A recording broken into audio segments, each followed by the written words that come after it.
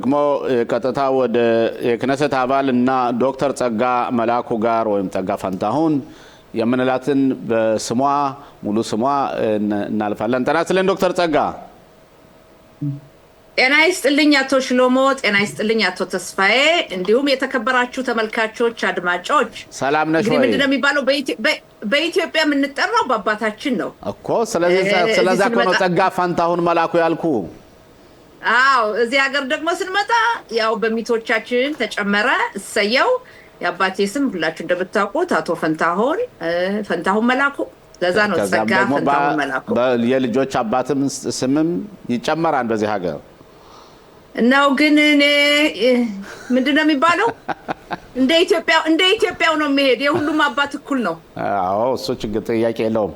ዶክተር ጸጋ እናንተ ወደ ምርጫ ለመሄድ ቀን ወሰናችሁ? እንዴት ነው በዛሬው ዕለት ስራ ያጣችሁ መስሎ ይታያል። ክነሴት ውስጥ በሙሉ የቀረበውን ህግ በሙሉ አውርዳችሁታን። ጠቅላይ ሚኒስትር ቢንያሚን ኔታንያሁ ወደ አሜሪካ አቅንተዋል፣ ለተቀደሰ ዓላማ ወጥተዋል እንበል። ስለዚህ ምን እየሰራችሁ ነው? አንደኛ ስራ ሞልቷል። ስራ ለሚፈልግ ሰው በእስራኤል ሀገር ስራ አጣው የሚል ሰው አታይም። ይቅርና በክነሴት በሁሉም ቦታ ስራ አለ፣ ሰነፍ ካልሆኑ በስተቀር እና ስራ ሞልቷል። በዛሬው ቀን ባዶት አሉ ኮሚቴዎች፣ ውይይት አለ። ከዛ ውጭ ደግሞ በ4 ሰዓት ላይ ያው ምልዓተ ጉባኤ ይከፈታል እና ስራ አለ፣ ስራ አልጠፋም። ለምሳሌ ያክል ብሰጥህ ጠዋት የነበረው በእስራኤል ሀገር የሚዲያ ወይም የሬዲዮ የቴሌቪዥን በአጠቃላይ ያለውን ይሄ ማስ ሚዲያ የምንላቸውን የመገናኛ ዘዴዎችን ለውጥ በማካሄድ የተጀመረ ኮሚቴ አለ። ያ ኮሚቴ ውይይት አለ። በዛ ኮሚቴ እኔ አባል ነኝ።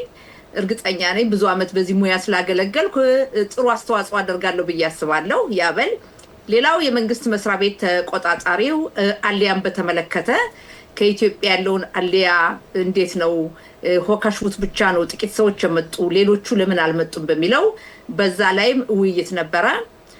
አሁን ደግሞ በአሊያ በክሊታ አሁን ይጀምራል። እኔ ከእናንተ ጋር ከተነጋገርኩ በኋላ ሄዳለሁ ብዬ ነው። ያም አለ። በትምህርት ኮሚቴም ስራ ሞልቷል አቶ ሽሎሞ። ነገር ግን ጠቅላይ ሚኒስትራችን ወደ አሜሪካ መጓዛቸው የህልውና ጥያቄ ነው። ያ ነው ትልቁ ጥያቄው። ያ ማለት የኢራን ጉዳይ እናንተ ዛሬ በተለይ የህግ ጉዳዮች ለድንገጋ ያልቀረቡት ወይም አጀንዳ የቀየራችሁት ከሃይማኖት አክራሪዎች ጋር አለመግባባት ስላለ ነው ወይስ ጠቅላይ ሚኒስትር ወደ አሜሪካ ስለሄዱ ነው? ምንድነው ምክንያቱ? አንደኛ ከሃይማኖት ጠባቂዎች ጋር ሆካግዩስ የምንለውን በተመለከተ ከፍተኛ የሆነ ውይይት አለ። አለመግባባትም ከፍተኛ አለመግባባትም አለ ይባላል። በተለይ የክነሰት የህግ ባለሙያዎች እና አርኤል አቲያስ በትላንትና ዕለት አብረው ተቀምጠው ወደ 5 ሰዓት ምንም ውጤት አልባ ሳይደርሱ ቀርቧን ተብሏል። እንግዲህ በፖለቲካ ውዝግብ የተለመደ ነው። አንድን ነገር ህግን ለማስተላለፍ በጀትን ለማስተላለፍ ትልቁ የፖለቲካ ከፍተኛ ውዝግብ የሚካሄድበት ነው። ለምን? አንደኛው ህግን በተመለከተ በዛ ጉዳይ ላይ እያንዳንዱ የራሱን ጥቅም ለማስከበር ነው። በጀትንም በተመለከተ እያንዳንዱ የራሱ መስሪያ ቤቱ ገንዘብ እንዲኖረው ጥያቄ አለ። ያለ የነበረ ነው የሚኖር ነው። ከዚህ ተነስቶ ግን መንግስት ይወድቃል፣ በቅርቡ ለምርጫ እንሄዳለን የሚለው እንደው ለግራ ክንፎች አቶ ሽሎሞ ምንድን ባለው ደሃ በህልሙ ቅቤ ባይጠጣ ንጣቱ ይገለው ነበር ይባላል በጥሩ አማርኛ። እና ህልም ነው የምለው። ገባኝ። ስለዚህ አሁን ግን በአጠቃላይ በምናይበት ጊዜ አሁን በተለይ በትላንትና መሰለኝ ትላንትና የሆካይዝ ደር የሚባለውን ተመልካቾቻችን ግልጽ ለማድረግ ሆካይዝ ደር የሚባሉ ምን ማለት ነው? ለምሳሌ የተደነገጉ ህጎች አሉ። ግን እነዚያን የተደነገጉ ግን ህጎች በተግባር ለመተግበር ሙሉ ባጀት ስለማይኖር እነሱን ለ1 ዓመት ያህል ይገፋሉ። ያ ከተገፋ በኋላ ከተከፈለ በኋላ ነው ወደ ባጀቱ ማጽደቅ የምትሄዱትና ሆካይዝ ደር ለፋጽል የሚባለው ወይም ለመክፈል የሚለውን በ56 እና 60 ባለበት አስተላልፋችኋል። ያን ካስተላለፋችሁ ለምን ነው አሁን ሰሞኑን የሚወጡትን ህጎች የማታስተላልፏቸው ነው ጥያቄው። አንቺ እንደምታዩ ከሆነ ምንም ችግር ከሌለ በእነዚህ ህጎች ላይ ድምጽ ያስፈልጋል። በተለይ ምልህ የሊኩድ ፓርቲ ትልቁ የፖለቲካ ፓርቲ ቢሆንም መንግስትን ያዋቀረው ብቻውን አይደለም። ሌሎች የፖለቲካ ፓርቲዎች አሉ እንደሚታወቀው ሁሉ ጽዮኑት ዳቲት አሉ የሃሪዲዎች አሉ ሃሪዲዎች ቁጥራቸው ጥቂት አይደለም ብዙ ነው ያለ ሃሪዲዎች መንግስት የለህም 61 አይኖርህም ስለዚህ በዚህ ጉዳይ ላይ እነሱ ራሳቸውን የሚፈልጉት ካልተሟላ በዚህ ድምጽ አንሰጥም ስላሉ በዚህ ጉዳይ ላይ ድርድር አለ ስለዚህ ድምጽ ለመስጠት ክነሴት አንድ ነገር ስታመጣ ሙሉ በሙሉ ድጋፍ ከሌለው ካመጣው እና ያ ነገር ውድቅ ከሆነ እንደገና ለማምጣት ቢያንስ 6 ወር ያስፈልጋል ያ እንዳይሆን ከወዲሁ ተደራድሮ ውሳኔ እንዲያገኝና በውሳኔው እንዲጸድቅ ተዘጋጅቶ መግባት ስለሚያስፈልግ ነው ኦኬ አቶ ተስፋዬ ለዶክተር ጸጋ ጤና ይስጥልኝ ዶክተር አው የኔ ጥያቄ በዚሁ ያተኮረ ሲሆን ከናንተ ፓርቲ ውስጥም ለጠቅላይ ሚኒስትር ቢንያሚን ኔታንያሁ የሰጡት ጥሪ እንግዲህ እነዚህ ሃይማኖተኞች ፓርቲዎች ይሄንን በጀት በጣም የሚጎትት ነገር ከሆነ ወደ ምርጫ መሄዳችንን ለህዝቡ ማስረዳት አለብን የሚል ንግግሮች አሉ የነገር አወዛጋቢ የሆነ መጥቷል ይሄ ማለት እንግዲህ ያው ከናንተ ፓርቲዎች ውስጥ ነው እንግዲህ ይሄን የተባለው ጉዳይ ይሄን ሁኔታ እንዴት አየሹ የመጀመሪያ ጥያቄ ነው ሌላው አጠያያቂና አነጋጋሪ የሆነው እዚህ ሀገር ውስጥ አሁን በሚመጣው ምርጫ ላይ ብዛት ያላቸው ፓርቲዎች በአሁን ሰዓት የጥቅምት 7 ተጠያቂዎች ናቸው እና እንዴት እነዚህን መልሰን እንመርጣለን የሚሉ አንዳንድ ነዋሪዎች አሉ ይሄንን በአንዳንድ አካባቢ የሰማሁትን ጥያቄ ነው የምጠይቅሽ ሁለቱን ጥያቄዎች አያይዘሽ ብትመልሽልኝ ተመልከት በጣም ጥሩ ጥያቄ ነው አቶ ተስፋዬ በመጀመሪያ ደረጃ ሃሪዲዎች በአሁኑ ሰዓት አንደኛ መዘንጋት የለብንም ይሄ አመት የምርጫ አመት ነው በዚህ አመት ውስጥ ምርጫ ይካሄዳል በሚቀጥለው 6 ወርን በለው በሚቀጥለው 7 ወርን በለው ይሄ አመት የምርጫ ጊዜ ነውና ምርጫው 1 ወር 2 ወር ቀደመ ዘገየ ለውጥ አመጣ ብዙም ለውጥ አመጣ ለምንድን ነው ይሄን ያልኩበት ለምሳሌ አሁን በጀቱ ካልጸደቀ ከዛ በኋላ ምርጫ ለመሄድ ቢያንስ 5 እና 6 ወር ይጠይቃል እስከዛ ድረስ ሙሉንን የምርጫ ጊዜው የተመደበውንን መድረስ ይቻላል ምንም ችግር የለም ነገር ግን በሃሪዲዎች ላይም ግፊት ማድረግ ያስፈልጋል እንግዲህ እናንተ ካልፈለጋችሁ ድምጽ አንሰጥም አንመጣም ስትፈልጉን መጣለን መሆን የለበትም ሌላው ሃሪዲዎችን አትርሳ ይሄ መንግስት ከወደቀ በዚህ መንግስት ውስጥ ተደራድረው የሚፈልጉትን ጥቅማቸውን ካላገኙ ተደራድረው ሙሉ በሙሉ ባይሆንም በሚቀጥለው ምን እንደሚጠብቃቸው አውቁ የሚቀጥለው መንግስት ማን እንደሚያቋቁሙ አይታወቅም በመንቀጥለው መንግስት ማን እንደሚሆን አይታወቅም ከጥምሩ መንግስትም ላይ ገቡ ይችላል ይሆናል አይታወቅም እና ይሄን በሙሉ ለማሳመን ግፊት የሚደረግ ነው ያለው አንደኛ በጣም ትልቁ ሁኔታ ሁለተኛ የጠየቀው ጥያቄ የፖለቲካ ፓርቲዎች በጥቅምት 7 ቀን በነበረው ውልቂት የነበሩትን መምረጥ የለብንም የሚለው ሁኔታ የህዝብ ተመራጭ ህዝብ ነው የሚመርጠው የመደበኛ ሰራተኞች የሙያ ሰራተኞች እንደ መረጃ ክፍል ሰራተኞች ውድቀት የታየባቸው ሻባክ ወይም መከላከያ ኃይሉ እነዚህ የሙያ ሰዎች ናቸው ለምሳሌ ጦር ኃይሎች ተማጆር ሹም የፖለቲካ ሰው አይደሉም የሻባክ የሀገር ውስጥ መረጃ ድርጅት ኃላፊው የፖለቲካ አይደሉም የሞሳድም እንደዚህ ስለዚህ እነዚህ ሰዎች አይመረጡም ፖለቲከኞች ግን ይመረጣሉ ስለዚህ በምርጫው ጊዜ ህዝቡ አልመርጥም ካለ አለመምረጥ መብቱ ነው ነገር ግን አይወዳደሩ ማለት አይችልም በጭራሽ ይሄ ዲሞክራሲን የሚቃወም ነው ለምሳሌ በስልጣን ላይ የነበሩ ሰዎች አይወዳደሩ ወይም በአሁኑ ሰዓት ያሉ የፖለቲካ ፓርቲዎች አይወዳደሩ የሚባል ነገር የለም ዶክተር ተጋዝላይ እዚህ ላይ ለምሳሌ በ7 ቀን 10ኛ ወር 23 ዓመተ ምህረት ለደረሰው እልቀት ብሔራዊ ኮሚቴ እናንተ ማቋቋም አትፈልጉ ስለዚህ ለምን ነው እንደገና ሰዎች ሊመረጡ ይችላሉ ብሎ 100% መናገር የሚቻለው አንደኛ ብሔራዊ ኮሚቴ ማቋቋም አንፈልግም አላልንም እንፈልጋለን ግን የሚቋቋመው ኮሚቴ ሚዛናዊ መሆን አለበት ከወዲሁ አስቀድሞ ለወንጀል የተዘጋጀን መመደብ የለብንም እኩል በሆነ መንገድ ከግራ ክንፍ የፖለቲካ ፓርቲ ከቀኝ ክንፍ ይቅርታ ከዛም ደግሞ የሞቱባቸው ቤተሰብ ተወካዮች የወታደር ቤተሰቦች የሞቱት ተወካዮች እኩል በሆነ ሁኔታ መታየት አለበት ነው እንጂ አይቋቋማል በህግ አለ ለምን ነው በህጉ መሰረት ማትሰሩት ኦኬ ህጉ አለ ግን በአሁኑ ሰዓት ህጉ የሚለው አንተም ታውቃለህ ሌሎችም የከፍተኛው ፍርድ ቤት ዳኛ ወይም ፕሬዝዳንቱ መመደብ አለባቸው ነው ከፍተኛ ፍርድ ቤት ፕሬዝዳንቱ እኛ እናምንባቸው በእሳቸው ላይ እምነት የለንም የእስራኤል ህዝብም ግማሹ እምነት የለውም ስለዚህ እሳቸው የሚመድቡት ራሳቸውን የመረጡትን ስለማንፈልግ እኛ የምንፈልገው ሚዛናዊ የሆነ የተውጣጣ የህዝብ ገለልተኛ የሆኑ ሰዎች መሆን አለባቸው። ግን ዶክተር ጸጋ ጦርነቱ በነበረበት ጊዜ ጦርነቱ እስከሚያልቅ ድረስ አያስፈልግም ትሉ ነበር። አሁን ደግሞ